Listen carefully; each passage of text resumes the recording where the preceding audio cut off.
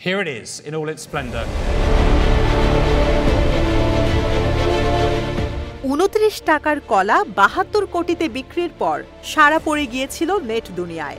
6 জনকে টপকে নিলামের সর্বোচ্চ দামে বিশেষ এই কলাটি কিনে নেন ক্রিপ্টোকারেন্সি ইনভেস্টর জাস্টিন সান। ধারণা করা হচ্ছিল দামি এই শিল্পকর্মটি নিজের সংগ্রহে রাখবেন চীনা এই ধনকুবের। তবে নেটিজেনদের আশাই গুড়ে বালি, কারণ এক নিমেষেই কলাটি সাবার করে ফেললেন জাস্টিন সান।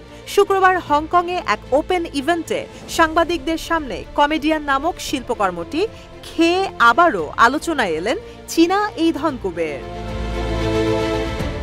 ভিডিওতে দেখা যায় দেয়ালে টেপ দিয়ে আটকানো কলাটি খুলে নেয়ার সময় হাস্যোজ্জ্বল ছিলেন সান। 72 কোটি টাকার কলায় এক কামড় বসিয়ে 34 বছর বয়সী এই ব্যবসায়ী বলেন, অনন্য শৈল্পিক অভিজ্ঞতার অংশ হিসাবে কলাটি খেয়ে ফেলার সংকল্প নিয়েছিলেন তিনি। সংবাদ সম্মেলনে শিল্পকর্ম খেয়ে ফেলার মাধ্যমে আর্টওয়ার্কের দুনিয়ার অংশ হয়ে যাবার দাবিও করেন সান। 72 কোটি টাকার কলার স্বাদ কেমন ছিল? সাংবাদিকদের এমন প্রশ্নের জবাবে জাস্টিন সানের দাবি, সাধারণ কলার চেয়ে অনেকটাই ভালো ছিল এই শিল্পকর্মের স্বাদ। পাশাপাশি কনসেপচুয়াল আর্টের সঙ্গে ক্রিপ্টোকারেন্সির সাদৃশ্যও তুলে ধরেন চীনা বিলিয়নিয়ার।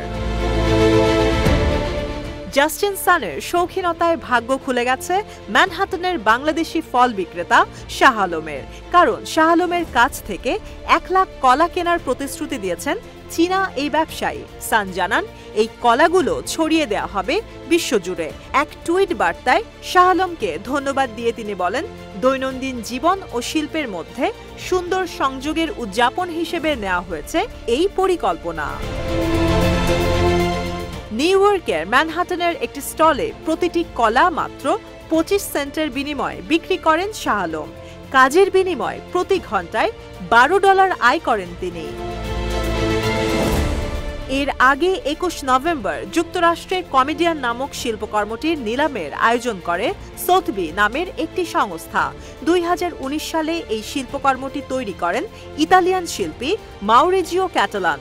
$10 লাখ ভিত্তি মূল্য ধরা হলেও 5 মিনিটেই নিলামে কলাটির দাম ছাড়িয়ে যায় $62 লাখ। শিল্পকর্মে হাস্যরস যোগ করার মাধ্যমে বিশ্বব্যাপী জনপ্রিয় ইতালিয়ান এই শিল্পী 227 পাউন্ড স্বর্ণ দিয়ে তৈরি কমোড, আমেরিকা কিংবা লাভ নামক বৃদ্ধাঙ্গুলির একটি ভাস্কর্য তার উল্লেখযোগ্য শিল্পকর্মের মধ্যে অন্যতম।